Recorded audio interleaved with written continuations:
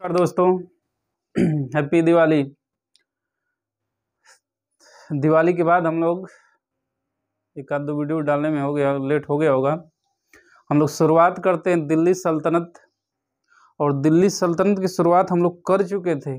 संस्थापक हम लोग जान चुके थे कि संस्थापक कौन है, कुतुबुद्दीन ऐबक। उसके बारे में हम लोग जानकारी लिए थे। आज हम लोग शुरुआत करते एक बहुत ही महान शासक इल्तुतमिश के बारे में। ठीक, लेकिन इल्तुतमिश से पहले एक शासक हुआ, यानी कुतुबुद्दीन ऐबक के बाद आराम शाह। यह केवल 8 महीने तक शासन किया है आराम शाह। उसके बाद उसके स्थान पे कौन आ जाता है, इल्तुतमिश। ठीक ना, दिख नहीं रहा होगा तो उसका नाम है आराम शाह। आराम करिए शाह जी, आराम करिए 8 महीने तक। ठीक ना, ये शासक हुए हैं। उसके बाद आते हैं इल्तुतमिश का जो ड्यूरेशन है, शासन काल है 1211 से 36 तक है। इल्तुतमिश ड्यूरेशन है शासन काल का 1211 से 36। अब इल्तुतमिश कौन है? तो यह एक इल्बरी जनजाति से संबंधित तुर्क है। तो इल्बरी जनजाति से संबंधित तुर्क, ये जानकारी आप याद रखेंगे। ठीक, और यह कौन है, ऐबक है, यानी कुतुबुद्दीन ऐबक का गुलाम भी है और दामाद भी है। गुलाम दामाद, इसलिए इसे कहा जाता है, क्या कहा जाता है, गुलामों का गुलाम। इसको उपाधि दी गई है गुलामों का गुलाम। और बहुत बार ये क्वेश्चन आया हुआ है कि गुलामों का गुलाम के नाम से कौन प्रसिद्ध है। तो कौन है, इल्तुतमिश, क्योंकि कुतुबुद्दीन ऐबक मोहम्मद गोरी का गुलाम, और फिर ऐबक का गुलाम कौन था, इल्तुतमिश। ठीक, फिर इसे और उपाधि कहा जाता है क्या, सुल्तान ए आजम।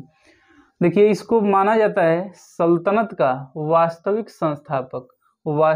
संस्थापक है दिल्ली सल्तनत का कौन, इल्तुतमिश। देखिए, गौरी के आदेश पर, यानी मोहम्मद गौरी के आदेश पर ऐबक द्वारा इसे दास्ता से मुक्त कर दिया गया।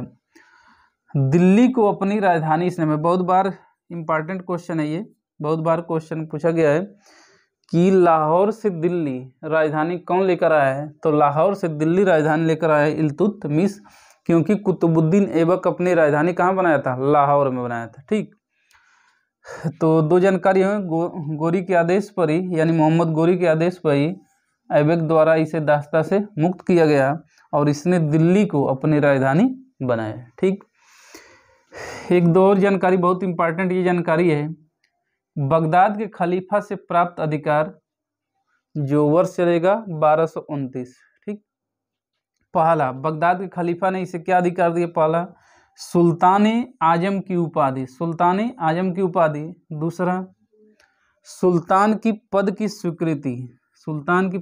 स्वीकृति। एक और प्रमाण पत्र दिए भाई साहब, कौन, बगदाद के खलीफा, खिल्लत प्रमाण पत्र।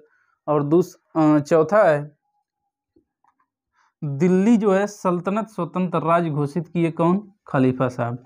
यानी सल्तनत राज्य की अब जब राजधानी की गई वो है दिल्ली।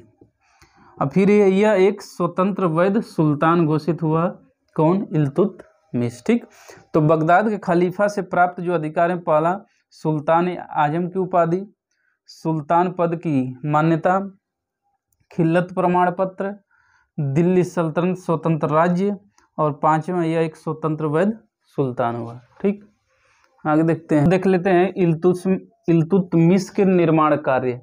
इसने क्या क्या निर्माण किया है, क्या क्या काम किया है।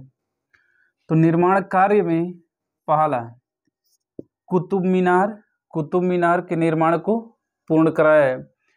कुतुब मीनार की नींव किसने रखे थे, कुतुबुद्दीन ऐबक। पिछले वीडियो में हम लोग पढ़ चुके हैं। आपको कमेंट करके ये बताना है कि कुतुब मीनार कहाँ पर स्थित है, वर्तमान में भी कुतुब मीनार कहाँ पर स्थित है, कमेंट करके आप जरूर उत्तर बताइए। दूसरा, बहुत इम्पॉर्टेंट VIP क्वेश्चन है, इसने 40 गुलाम सरदारों का एक संगठन बनाया। 40 गुलाम सरदारों का एक संगठन बनाया जिसे तुर्कान चिहलगामी, और ये क्वेश्चन बहुत बार आया हुआ है कि तुर्कान चिहलगामी गानी का निर्माण कौन किया था या स्थापना कौन किया था? तो इल्तुतमिश। तो 40 गुलाम सरदारों का संगठन बना जिसे तुर्कान चिहलगानी के नाम से जाना जाता है। अगला क्वेश्चन इसमें पूछा जाता है, किसने तुर्कान चिहलगानी का विनाश किया था? ठीक, तो आगे हम लोग पढ़ेंगे। अगर जानते हैं तो कमेंट करके बताइए कि तुर्कान चिहलगानी का विनाश कौन किया था। तीसरा इसने काम किया, ये भी बहुत बढ़िया क्वेश्चन है, इक्ता प्रणाली चलाई थी, इसने इक्ता प्रणाली चलाई थी। और चौथा है, अपनी राजधानी लाहौर से दिल्ली लेकर आया। ठीक, तो निर्माण कार्य में कुतुब मीनार का निर्माण को पूर्ण कराया ये, 40 गुलाम सरदारों का संगठन बनाया जिसे तुर्कान चिहलगानी कहते हैं, और इक्ता प्रणाली चलाई है, और इसने राजधानी लाहौर से दिल्ली लाया है। ठीक, बहुत बहुत मिस के बारे में महत्वपूर्ण तथ्य जानते हैं, जानकारी लेते हैं।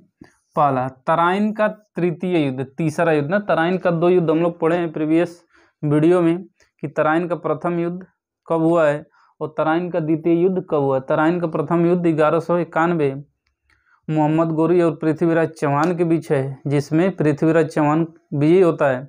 और तराइन का द्वितीय युद्ध 1192 जिसमें मोहम्मद गोरी क्या हो जाता है, विजयी होता है, पृथ्वीराज चौहान भाई साहब हार जाते हैं।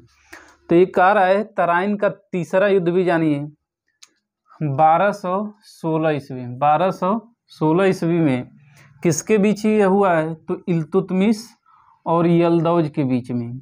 इल्तुतमिश ने यल्दौज को पराजित कर दिया और मार डाला। ठीक, तो विजय किसकी होती है? इल्तुतमिश की।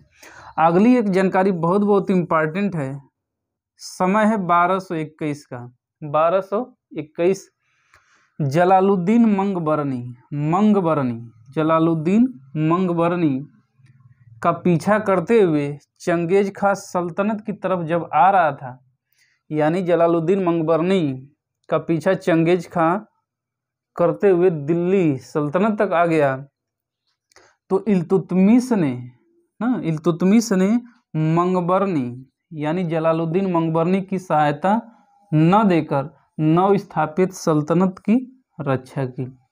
इस लाइन का मतलब है कि जब चंगेज खां मंगबरनी का पीछा कर रहे थे तो मंगबरनी भाग कर आए कहाँ? इल्तुतमिश से सहायता मांगने के लिए।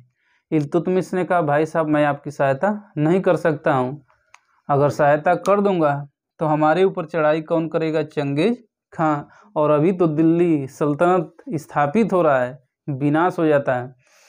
तो बहुत बढ़िया अपना माइंड का प्रयोग किए इल्तुतमिश ने कि भाई साहब ना सहायता दीजिए, नहीं तो चंगेज खां हमारे ऊपर चढ़ाई कर देगा। अगर सहायता दे दिए होते तो आज दिल्ली सल्तनत जो पढ़ रहे हैं सल्तनत काल, उसका भविष्य क्या होता पता नहीं चलता। ठीक, आगे हम लोग जानकारी लेते हैं और इल्तुतमिश के बारे में।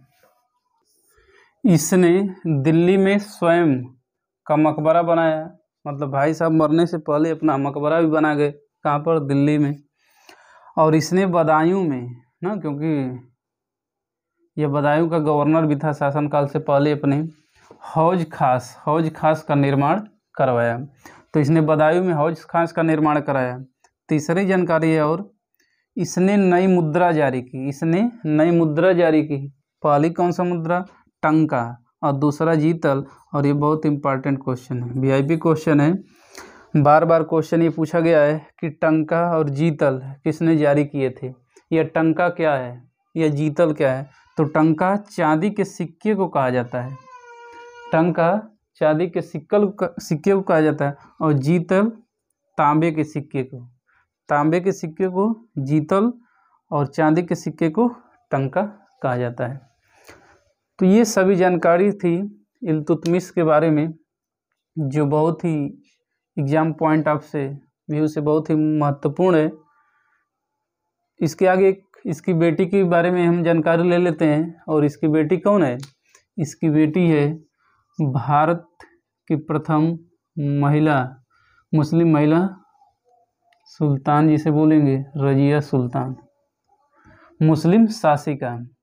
रजिया सुल्तान। तो रजिया सुल्तान के बारे में हम लोग जानकारी ले लेते हैं। बार बार क्वेश्चन आता है भारत की प्रथम महिला शासिका कौन हुई है, तो रजिया सुल्तान। ठीक, तो आइए तो जानकारी लेते हैं रजिया सुल्तान के बारे में। पहली जानकारी है इसका शासनकाल 1236 से 40, 1236 से 40। यह कौन है, तो इल्तुतमिश की पुत्री है, इल्तुतमिश की पुत्री है। और जो क्वेश्चन आपका बार बार पूछा जाता है, ये पूछा जाता है भारत की प्रथम मुस्लिम शासिका कौन हुई है, तो रजिया सुल्तान, रजिया सुल्तान। रजिया सुल्तान जब बनती है, शासिका बनती है, तो अब क्या करेगी, कोबा, कुबा या काबा, कुल्ला मतलब टोपी पहनकर दरबार में आती थी और सिंहासन पर बैठती थी। अब इससे क्या होगा, एक महिला शासिका बन जाए तो पुरुषों में जलन शुरू हो गई। तो अब तुर्क जो गुलाम थे इससे जलन करने लगे। और देख रहे हैं अगली जानकारी, सत्ता से हटाने में तुर्कों का हाथ था ना, इसको सत्ता से हटाने पर या इसकी हत्या कराने में तुर्कों का हाथ था। असफलता का कारण यही था रजिया सुल्तान का कि तुर्कों की महत्वाकांक्षाएं बढ़ती जा रही थी, ये इससे क्या करने लगे, घृणा कर लिए। तो इसकी हत्या कराई जाती है कैथल हरियाणा में, कैथल हरियाणा में 13 अक्टूबर 1240 को। तो रजिया सुल्तान की हत्या कब हुई है, 13 अक्टूबर 1240 में। कहाँ पर, कैथल में। और कहा जाता है इसकी हत्या में इसका पति, ये शादी करती है किससे, अल्तुनिया से, उसका भी हाथ था क्योंकि तुर्क सरदार अल्तुनिया को अपने में मिला लिए थे। ठीक, तो ये जानकारी है। पहली जानकारी है भारत की प्रथम मुस्लिम शासिका कौन, रजिया सुल्तान। किसकी बेटी, इल्तुतमिश की। बहुत बार ये क्वेश्चन पूछा गया है कि रजिया सुल्तान किस वंश से संबंधित है, किस वंश से संबंधित। तो किस वंश से संबंधित, हम लोग कौन सा वंश पढ़ रहे हैं, गुलाम वंश। तो किस वंश संबंधित, गुलाम वंश, गुलाम वंश। नहीं दिख रहा होगा तो गुलाम वंश, यहाँ पे लिख दिए गुलाम वंश। ठीक, एक दो जानकारी और लेते हैं। देखिए रजिया सुल्तान ने राज्य की शक्ति को सुल्तान के हाथों में केंद्रित करना चाहती थी, बल देना चाहती थी कि राज्य की वास्तविक शक्ति किस में रहे, सुल्तान में रहे। और यही तो नहीं चाहते थे कौन, तुर्क गुलाम, जो तुर्की थे वो नहीं चाहते थे, जो इसके राज्यसभा में रहते थे, इसलिए इनको क्या हो गई, जलन हो गई। ये चाहती थी कि वास्तविक शक्ति जो रहे सुल्तान में रहे। अगली जो जानकारी बहुत बहुत इम्पॉर्टेंट है, रजिया ने गैर तुर्क लोगों को भी महत्वपूर्ण पद दिए थे। पहला, जैसे अल्तुनिया अपने पति को तबर हिंद का गवर्नर बनाया था, तबर हिंद मतलब भटिंडा पंजाब। दूसरा है मालिक जमालुद्दीन याकूत को, मालिक जमालुद्दीन याकूत को आमीर आखुर नियुक्त किया था, यानी घोड़े का सरदार, घोड़े का सरदार नियुक्त किया था ना। ये बहुत बहुत इम्पॉर्टेंट है कि रजिया सुल्तान ने किसे आमीर आखुर का पद दिया था, तो किसको दिया, याकूत नाम आता है, या पूरा नाम मलिक जमालुद्दीन याकूत। ठीक, स्क्रीनशॉट लेना चाहते हैं तो ले लीजिए। तो ये सब जानकारी जो थी रजिया सुल्तान के बारे में थी। ठीक, आशा करते हैं आपको वीडियो बहुत ही पसंद आया होगा। इसको लाइक शेयर सब्सक्राइब करिए, फॉरवर्ड करिए ताकि और लोग भी लाभान्वित हों। ठीक है, बहुत बहुत धन्यवाद।